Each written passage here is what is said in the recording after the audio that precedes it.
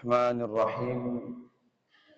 Rabbi shrah li sadri wa yassir li amri wahlul 'uqdatam min lisani yafqahu qawli.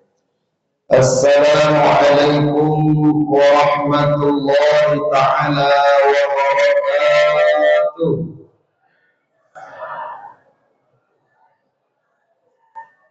Alhamdulillah. الحمد لله الذي قد أخرج نتائج الفكر لأرباب الحجاب. أشهد أن لا إله إلا الله وحده لا شريك له وأن سيدنا محمدا عبده ورسوله لا نبي بعده أما بعد. قال الله تعالى في القرآن الكريم: أعوذ بالله من الشيطان الرجيم. بسم الله الرحمن الرحيم.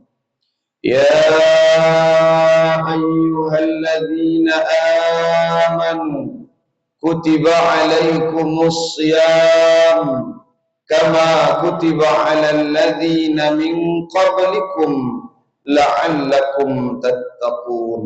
صدق الله العظيم. Yang sama-sama kita hormati, kita muliakan Bapak RW beserta Bapak RT 1 sampai 4. Dan yang sama-sama kita hormati, kita muliakan Bapak Ketua atau pengurus Masjid Darul Aman beserta jajaran yang ada. Dan yang kami muliakan tak dapat sebutkan satu persatu. Yang kecil tak disebut nama, yang besar tak dihimbaukan gelar. Mudah-mudahan kita semua dalam naungan dan lindungan Allah Subhanahu wa ta'ala. Bapak Ibu yang dimuliakan Allah Subhanahu wa ta'ala, selalulah bersyukur. Sangat amat bersyukur kita pada malam pertama Ramadan ini, karena Allah Subhanahu wa ta'ala telah mengizinkan kita masuk di dalam bulan suci. Berapa banyak saudara-saudari, karib kerabat, orang tua kita sebelum Ramadan sudah dipanggil oleh Allah Subhanahu wa ta'ala. Banyak-banyaklah bersyukur dengan melafazkan Alhamdulillahi Rabbil Alamin. Marhaban ya Ramadan. Bersalawat kepada Nabi Yuna Muhammad sallallahu alaihi wasallam dengan ucapan Allahumma shalli ala sayyidina Muhammad wa ala ali sayyidina wa maulana Muhammad.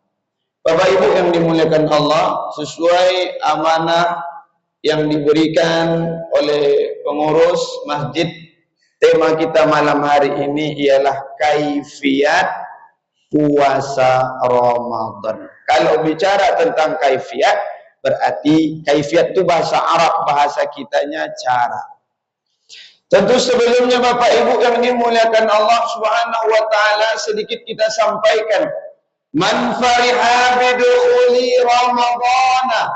Barang siapa yang bergembira dengan datangnya bulan suci Ramadan, haramallahu jasadahu 'alan niran. Allah Ta'ala haramkan jasad kita disentuh api neraka. Cuman mohon maaf Bapak Ibu yang dimuliakan Allah, ada orang jamaah kita, masyarakat kita di Indonesia, ada yang memaknai makna kegembiraan dengan pai balimau kasai. Pergi dia ke Sungai Hijau, balik-balik biru. Kelamaan mandi. Tradisi, kita tidak melarang. Memang tak ada contoh, memang tidak ada dilakukan oleh Nabi Muhammad SAW. Tapi kalau itu mendatangkan kemaslahat, maka boleh dilakukan. Bapak Ibu yang dimuliakan Allah, syarat wajib daripada puasa itu, satu, wajib Islam. Mana orang kafir tak boleh puasa. Kedua, balighun wa akil, baligh dan berakal. Anak 7 tahun belum balik, lecut kalau tidak melakukan puasa, latih puasa. Ketiga, qadirun, mesti sanggup, mampu untuk berpuasa. Ada 3 kelompok manusia Bapak Ibu yang dimuliakan Allah Ta'ala yang boleh dia tidak melakukan puasa. Ada 3 kelompok. Satu, sabiyun. Apa arti sabiyun? Anak-anak.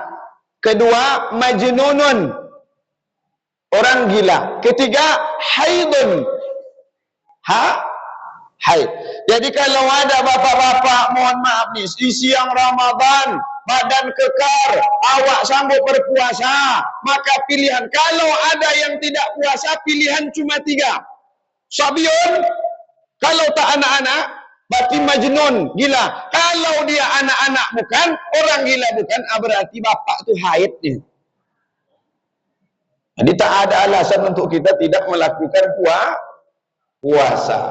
Bapak Ibu yang dimuliakan Allah Subhanahu wa taala. Masuk ke poin yang teramat penting. Di sini terjadi khilafiyah.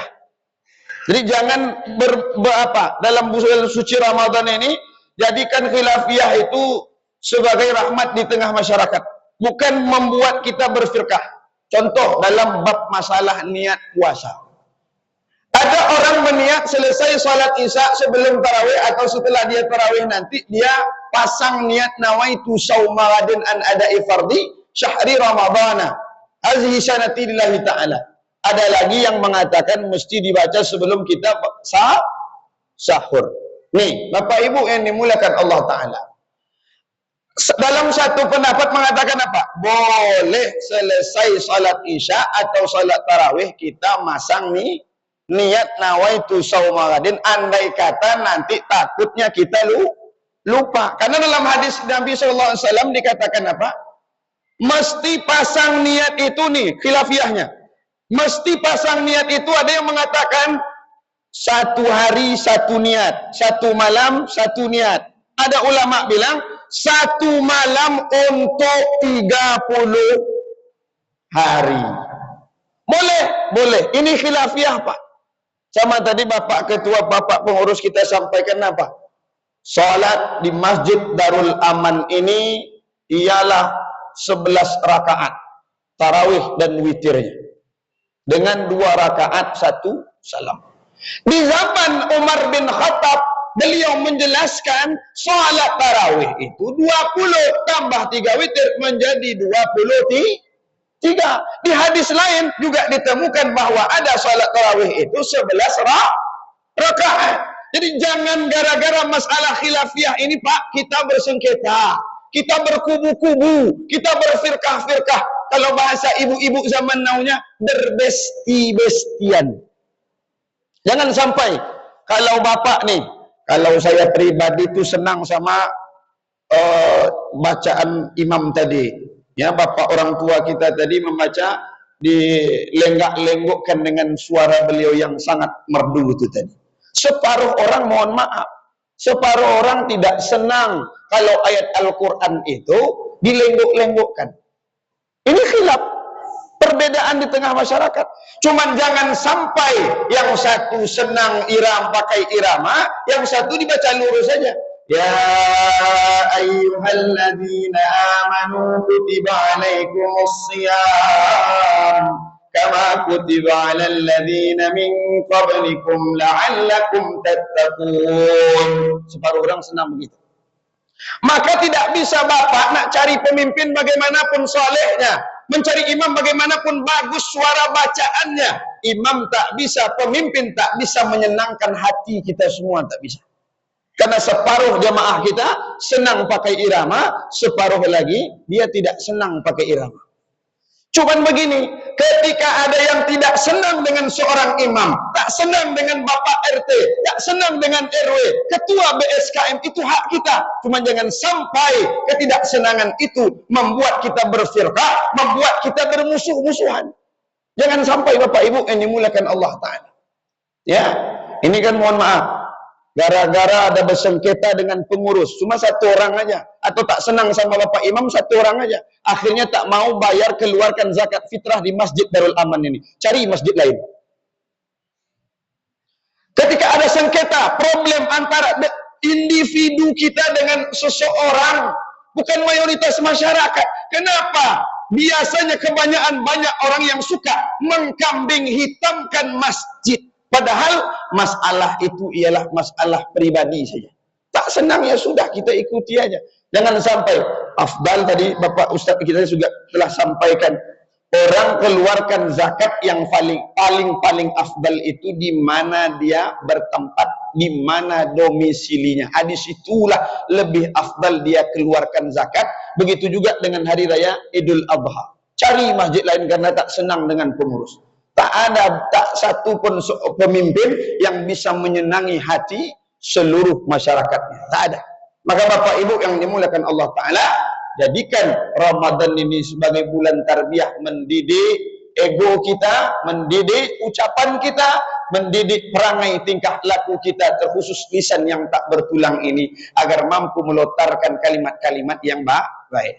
Ibu-ibu yang dimuliakan Allah, di hadapan nih, khusus di bulan puasa, tolong jaga lisan. Tolong jaga lisan.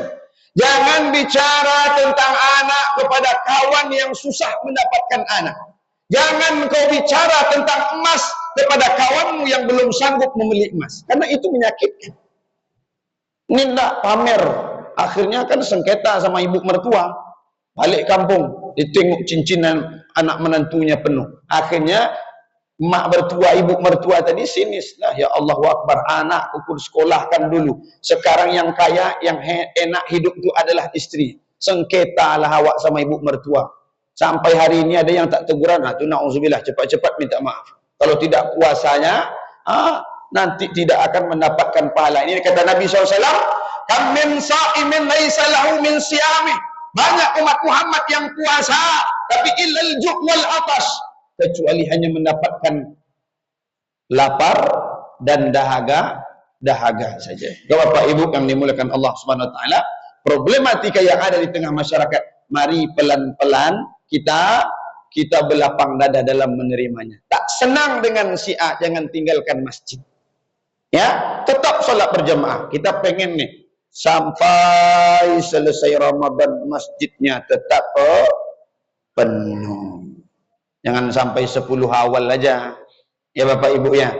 Pahalanya sangat amat luar biasa. Kita baca Quran, maka 10 kebaikan. Satu huruf 10 kebaikan. Tapi jangan terlampau pelit baca Qurannya. Akhirnya apa? Ustaz bilang, kalau satu huruf itu 10 kebaikan, dibacanya Alif Lam Mim. Sadaqallahul azim. La ilaha illallah. Jangan terlampau pelit. Nak baca Al-Quran, banyak amaliyah. Kemudian, sedikit Bapak Ibu yang dimuliakan Allah, tentang masalah kaifiat kita di bulan suci Ramadan yang terjadi khilafiyah. Masalah salat witir. Sedikit saya sampaikan. Ada yang berpendapat bersekukuh keras. Masalahnya khilafiyah. Masalah khilafiyah. Bapak mau pakai A boleh, bapak mau pakai B boleh. Jangan kita berambisi bahwa inilah pendapat dari datuk moyangku dulu yang mesti kita lakukan. Tak boleh begitu. Makanya ulama mazhab itu 4. Disitulah kita rujuk, ya, dalam mengambil suatu pemahaman untuk kita amalkan dalam kehidupan kita sehari-hari. Ada yang mengatakan begini, tak, kalau kita telah sholat witir, kan nanti tarawih ditutup dengan witir. Tengah malam kita bangun tuh jam 1 atau sepertiga malam untuk lakukan sholat tahajud. Kabar-kabarnya mesti dibuka dengan witir lagi, lalu ditutup lagi dengan witir. Ini mohon maaf Bapak Ibu yang dimuliakan Allah. Nabi katakan begini, lal witrani fil laili. Tidak ada 2 witir dalam satu malam. Arti maksud tidak ada apa? Tidak sah kalau ada yang melakukan 2 witir dalam satu malam. Jadi gimana? Ada yang satu lagi berpendapat, ya sudah, saya melakukan sholat tarawih, kemudian saya tak witir, saya pulang. Mohon maaf Bapak Ibu yang dimuliakan Allah. Kalau kita di Masjid Darul Aman ini sudah melakukan tarawih dan ditutup dengan witir, nanti ketika bangun di tengah malam, lakukanlah tahajud. Jangan kau buka lagi dengan witir, jangan pula ditutup sama witir. Tak perlu lagi. Oh, jadi sholat witir kan penutup. Iya, kalau sudah melakukan sekali witir, jangan engkau buka tutup lagi. Ya, maka di masjid sesuai dengan Masjid Darul Aman. Ini masjid paling teraman. Nah, inilah masjidnya. Sesuai dengan namanya. Darun itu kampung, aman itu aman. Insyaallah ini jemaah kita, kendaraan kita aman insyaallah. Nah, Pak Ibu yang dimuliakan Allah, mudah-mudahan apa yang terjadi sengketa selama ini kita mulai buka. Berapa banyak Pak Ustaz hebat-hebat itu? Kita bentang, kita tanya, buka sesi tanya jawab kalau ba'da subuh atau zuhur apa ada waktu. Buka tengah-tengah masyarakat supaya apa? Yang si A tidak disalahkan, si B juga tidak dibenarkan begitu saja. Akhirnya apa? Amaliyah yang Bapak buat, nak witir tadi di masjid boleh, kemudian nanti di rumah pun boleh. Sekali lagi saya katakan, lal witrani fil laili. Jangan lakukan 2 witir dalam satu malam. Baik Bapak Ibu ini dimuliakan Allah. Ceramah tak boleh panjang-panjang. Ada tulisannya. Ada emotnya juga nih. Nah, ini emotnya kalau kelamaan nih berubah nih.